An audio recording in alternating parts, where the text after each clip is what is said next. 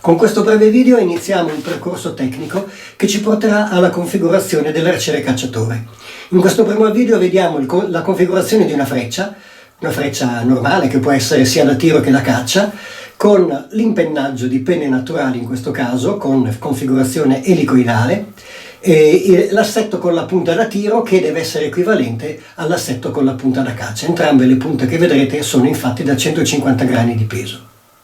Vi invito a seguire il canale sul quale caricherò tutti questi video in nome mio personale e di Aika, che è, come sapete, la settoriale degli arcieri cacciatori di Federcaccia e che ha un corpo docente molto consistente per la nostra realtà di ben 23 istruttori che sono abilitati sia all'interno dell'albo degli istruttori di arco da caccia costituito da Federazione Italiana della Caccia che all'interno del settore arco da caccia dell'Oxen, quindi anche con una configurazione a livello del CONI.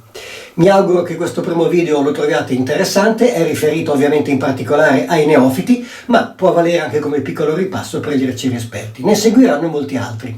Seguiteci, a presto, grazie!